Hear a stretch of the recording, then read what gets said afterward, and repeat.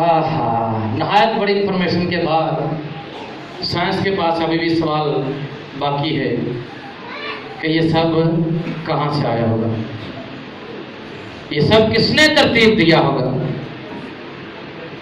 ہم سب کو، آپ سب کو مبارک ہو، کیونکہ ہمارے خدا نے جس پر ہم ایمان رکھتے ہیں سب ترتیب دیا ہے۔ زبور کی کتاب میں سے دیکھیں حوالہ، زبور 115 اس کی 15ویں آیت سے 18ویں آیت تک۔ زبور 115 اس کی 15ویں آیت سے پڑھیں گے۔ کلام مقدس میں کچھ یوں مرقوم ہے، تم خداوند کی طرف سے مبارک ہو جس نے آسمان اور زمین کو بنایا۔ آسمان تو خداوند کا آسمان ہے، لیکن زمین اس نے بنی آدم کو دی ہے۔ مردے خداوند کی ستائش نہیں کرتے، نہ وہ جو خاموشی کے عالم میں اتر جاتے ہیں، لیکن ہم اب سے ابد تک خداوند کو مبارک کہیں گے۔ خداوند کی حمد ہو، آمین۔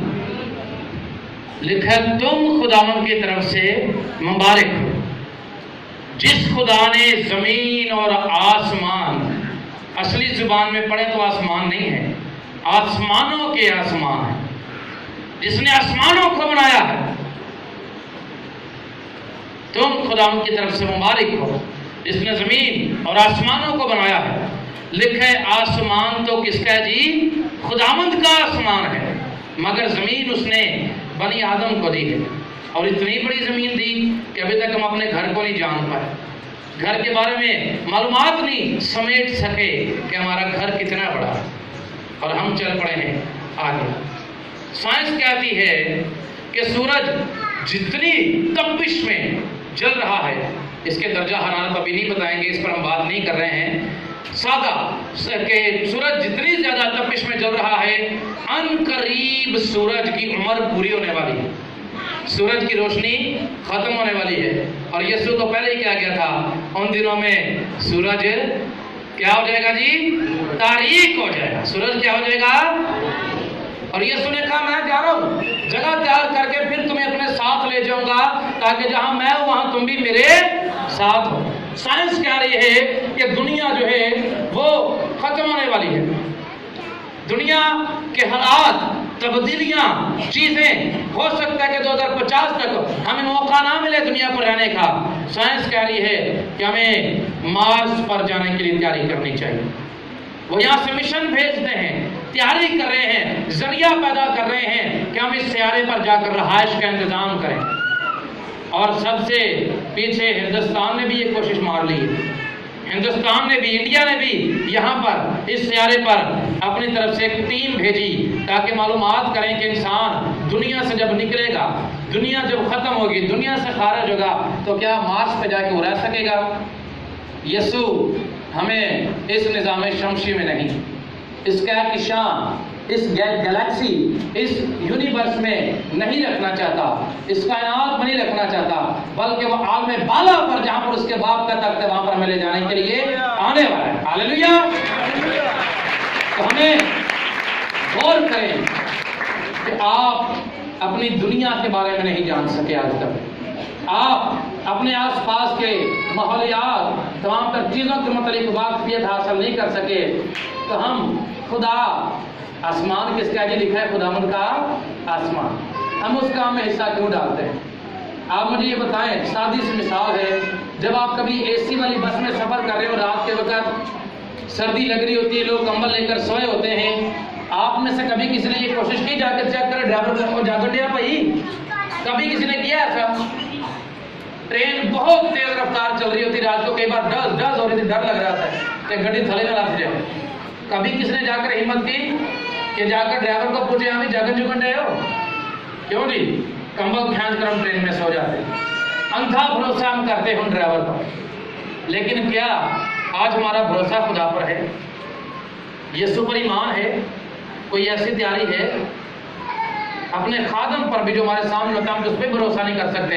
یسوع جسے ہم نے نہیں دیکھا، خدا جو اندیکھا ہے جسے ہم نے نہیں دیکھا، اس پر بھروسہ کیسے کریں گے؟ مسیحی اس لیے پیچھے رہ جاتے ہیں کیونکہ بھروسہ نہیں کر رہے ہیں۔ دنیا کے لوگ باہر پہنچ گئے، پاکستان نہیں جا سکا ابھی تک اور نہ ہی ہم گئے ہیں، ٹھیک ہے جی۔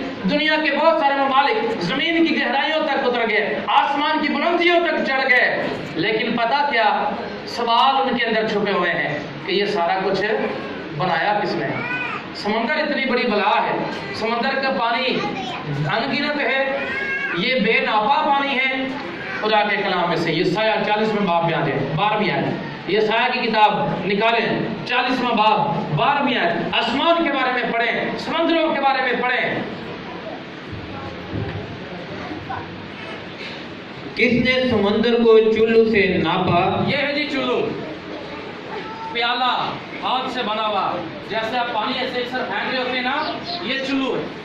کس نے سمندر کو چلو سے ناپا؟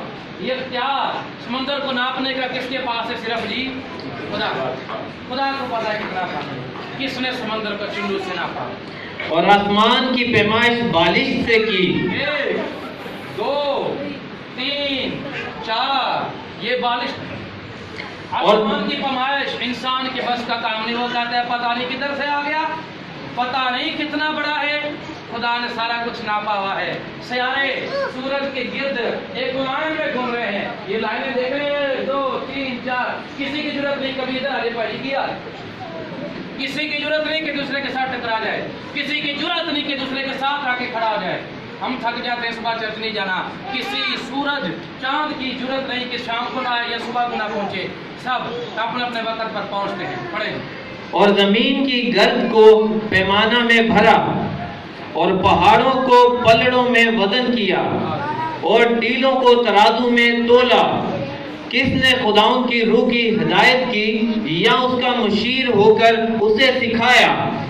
اس نے کس سے مشورت لی ہے جو اسے تعلیم دے اور اسے عدالت کی راہ سمجھائے اور اسے معرفت کی بات بتائے اور اسے حکمت کی راہ سے آگاہ کرے؟ دیکھ قومیں ڈول کی ایک بوند کی مانند ہیں اور ترازو کی باریک گرد کی مانند گنی جاتی ہیں۔ یہاں پر دیکھیں قومیں کس کی مانند ہیں؟ کیا لکھا ہے؟ قومیں کس کی مانند ہیں؟ ڈول کی ایک قطرہ۔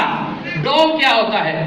جس سے پانی کنویں میں سے نکل رہا ہوتا ہے۔ اور بیٹا یہ دیکھو، بیٹا پکڑیں، کنویں میں سے جس ڈول کے ساتھ پانی نکل رہا ہوتا ہے، پورا ڈول خالی کر دیں، آخر میں ایک قطرہ بچ جائے، ایک بوند بچ جائے۔ ہم بات کر رہے تھے جب دنیا سے باہر نکلے تھے نا کہ سورج پہ کھڑے ہو کر دنیا نظر نہیں آ رہی، دنیا کے اندر ہم کیسے نظر آئیں گے؟ آپ کی حیثیت کیا ہے؟ میری خدا کی ضرور حیثیت کیا ہے؟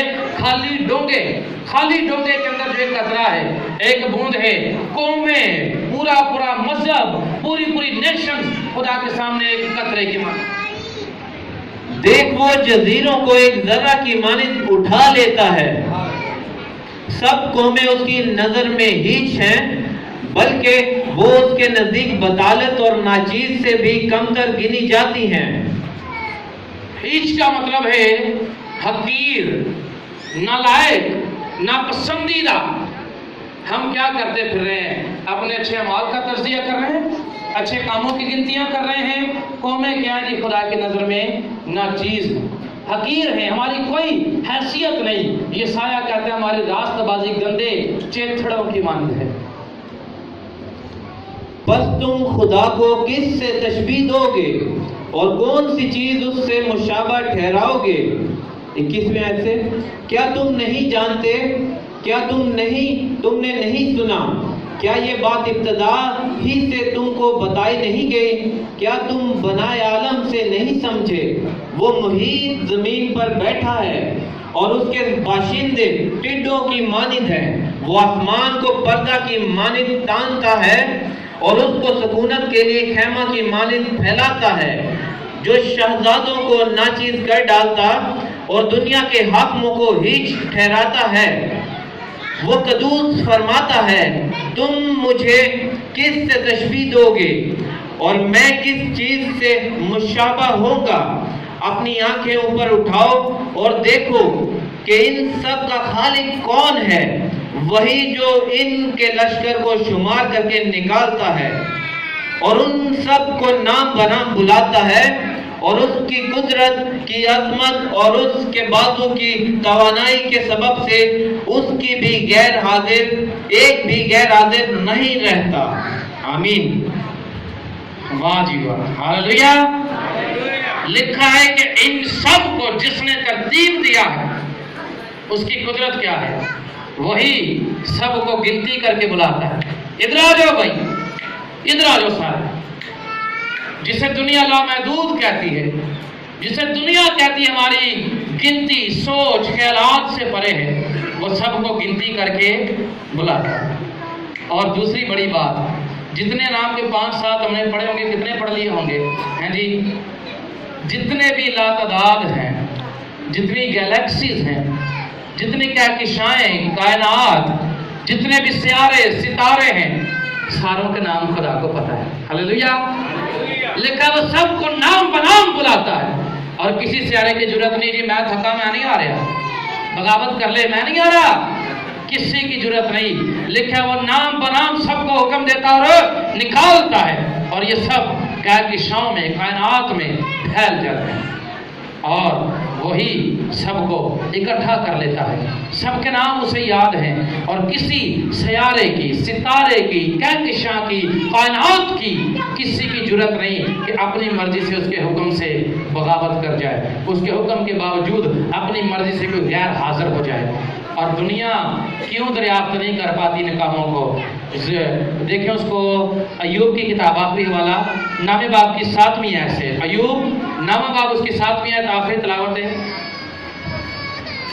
ایوب اس کا 9 باب 7ویں آیت سے کلام مقدس میں کچھ مرقوم ہے، وہ آسمان کو اکیلا 7ویں آیت سے، وہ آفتاب کو حکم کرتا ہے اور وہ طلوع نہیں ہوتا، اور ستاروں پر مہر لگا دیتا ہے، وہ آسمانوں کو اکیلا تان دیتا ہے اور سمندر کی لہروں پر چلتا ہے۔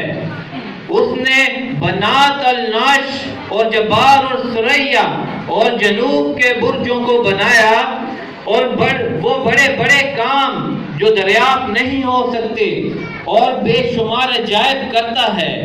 آمین۔ وجہ یہ جو ایوب نے بتائی ہے کہ وہ بڑے بڑے کام کرتا ہے جو دریافت ہو نہیں سکتا۔ صرف ہم فارغ بیٹھے ہوئے تھے، ہم نے کہا کہ جی دنیا میں زمین کی کھدائی شروع کر دیں، ہم فارغ بیٹھے ہوئے تھے، ہم نے کہا جی اسپیس کرافٹ بنائے، ہوا میں نکل جائیں، دنیا ان کاموں میں لگی ہوئی ہے۔ لیکن آخرت کیا ہے؟ آپ ان چیزوں کو دریافت کر نہیں سکتے۔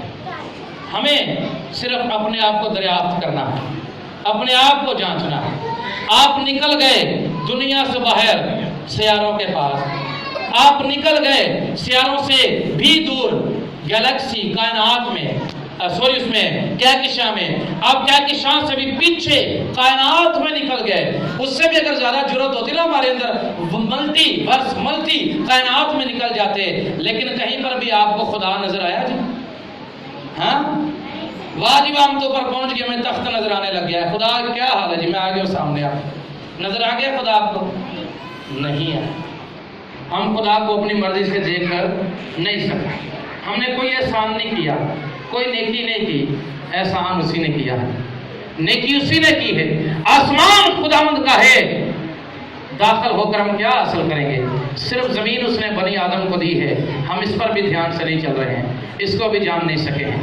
لہٰذا ضرورت اس بات کی ہے کہ اپنی زندگیوں میں خدا کی اس محبت کو یاد رکھیں، جس محبت کی خاطر اس نے تمام تر اختیارات کو، جو اس کے سانس لینے سے یہ ستارے ترتیب ہوئے، کہکشائیں کائنات بن گئی، اس کے نتنوں سے جب دم نکلا تو یہ چیزیں وجود میں آئیں، وہ سارے اختیار کو چھوڑ کر اپنے آپ کو خالی کر کے ہماری خاطر جو کیڑی سے بھی چھوٹے ہیں، نظر نہیں آ سکتے، اس کے سامنے کیسے جی کھلی کتاب بے پردہ، وہ ہمیں دیکھ رہا ہے، ہم اسے دیکھ نہیں سکتے، وہ ہمیں دیکھ رہا ہے، وہ ہمارے پاس موجود ہے اور ہمارے اندر آنا چاہتا ہے، لیکن ہمیں اس کے لیے تیار ہونے کی ضرورت ہے۔ آئیں سب اپنی آنکھیں بند کریں، سروں کو جھکا لیں اور خدا کی ضرور شکر گزاری کی دعا کریں۔ ایسی سو اپنے سروں کو جھکائیں، اپنی آنکھیں بند کریں، آج کے کلام کے لیے خدا کا شکر کریں جو خدا نے اپنے بندہ کے وسیلے ہم سے کیا۔ خدا کے خادم نے بڑی ترتیب کے ساتھ आज का कलाम बयान किया। खुदा अपने बंदा को बरकत दे।